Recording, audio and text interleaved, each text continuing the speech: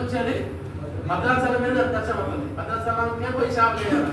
పక్కన ఉన్న గ్రామాల్లో సేవ లేదు, ఇంకా ఛత్తీస్గఢ్లో సేవ లేదు, ఒరిస్సాలో సేవ లేదు, మహారాష్ట్రలో సేవ లేదు, జార్ఖండ్లో సేవ లేదు. అసలు ఆ లేని ప్రాంతాలకు దర్శనం ఉడికి రాదు. అందరికి వచ్చే దర్శనం అక్కడ భద్రాచలం, హైదరాబాద్ సిటీ, లేకపోతే Khammam city, Vijayawada city, Guntur city, వీటికే ఒక దర్శనం. కొంతమందికి ఏమో ఇంటి దగ్గరే ఉంటారు, బయటకు పోలే. ఇంకా నేను సేవలను సమర్పించుకున్నా అంటారు, కానీ ఇల్లు వదిలి బయటికి పోదు, ఇల్లు వదిలి బయటికి వెళ్ళరు. బైబిల్ ఏముందంటే ప్రవక్త స్వదేశములో ఘనత నందులను మాట బైబిల్లో ఉంది. ఇంట్లో ఉంటే నేను ఎలా అంటారు, అదే బయటకు పోతే పాస్టర్ గారు అంటారు.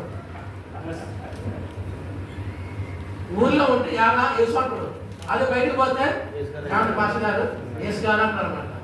యేసు గారు బాగుంటుంది, ఏమంటే యేసు అంటే బాగుంటుందా? ఏంట్రా యేసు అంటే బాగుంటుందా? ఏమంటే యేసు అంటే బాగుంటుందా? కానీ మనం ఎక్కడ ఉన్నాం? ఏంట్రా యారా అనే కాడే ఉన్నాం మనం, కోట్ల బయటికి. బైబిల్ చెప్తాంటే నువ్వు వెళ్ళి సువార్త ప్రకటించు, వెళ్ళు. గో, జీవో అంటే గో, గాడ్ ఆర్డర్ అంటే దేవుని ఆజ్ఞ. జీవో గో, వెళ్ళు. కానీ వెళ్ళే పరిస్థితి మనకి లేదు. పౌలేమంటాడంటే నేను సువార్త ప్రకటించకపోయిన ఎడల నాకు శ్రమ. మనం ఏమంటాం దాన్ని వృధా చేసి అడ్డు తిప్పినట్టు మనం సువార్త ప్రకటిస్తే శ్రమ. అందుకనే ఇంట్లో ఫ్యాన్ కింద ఉంటాయి.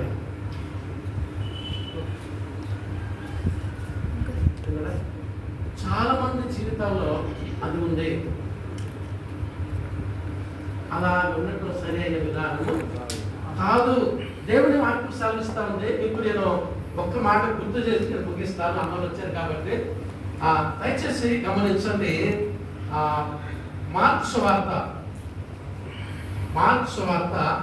10వ అధ్యాయము 21వ వచనంలో ఒక మాట ఉంది. మార్క్స్ వార్త యేసు అతన్ని చూచి అతన్ని ప్రేమించి నీకు ఒకటి కొదువుగా ఉన్నది, నీవు వెళ్ళని కానీ అండర్లైన్ పాయింట్. గో, నీకు కలిగినవన్నీ అమ్మి పేదలకిమ్ము. ఇక్కడ చాలు. ఈ సందర్భం ఇక్కడ తెలిసిందే.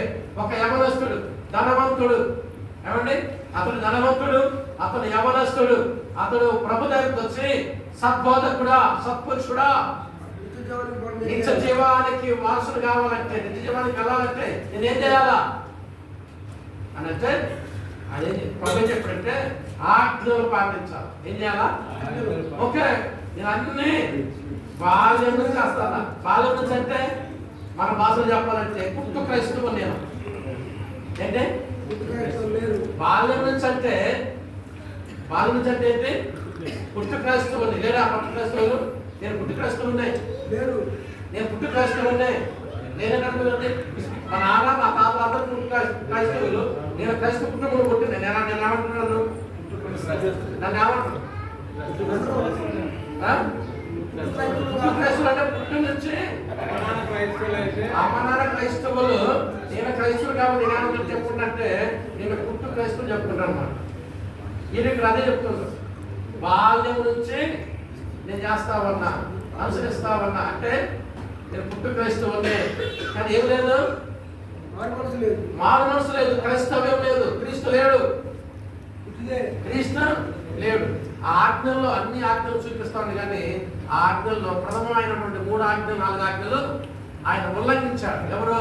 ఆ ధనవంతుడు, ఆ యవనస్తుడు. ఏంటి ఆ 3 ఆజ్ఞలు 4 ఆజ్ఞలు? మొదటివి, నేను తప్ప వేరొక దేవుడు నీకు ఉండకూడదు, మొదటి ఆజ్ఞ. ఇప్పుడు ఆ ధనవంతుడు లేకపోతే ఆ యవనస్తుడు హృదయంలో జీవితం ఏముంది? ప్రభు ఏం చెప్పాడు? నువ్వు వెళ్ళి నీ ధనం, నీ ఆస్తి అమ్మి పేదలకి అంటే ఆయన హృదయంలో ఏముంది? ధనం ఉంది. నీ ధనం ఎక్కడ ఉంటుందో నీ హృదయంలో అక్కడే ఉండదు. మత్తయి సువార్త 6:21 కదా. నీ ధనం ఎక్కడ ఉందో నీ హృదయం కూడా అక్కడే ఉందని చెప్పింది కదా. అంటే ఈ ధనవంతుడి యొక్క హృదయం ఎక్కడ ఉంది?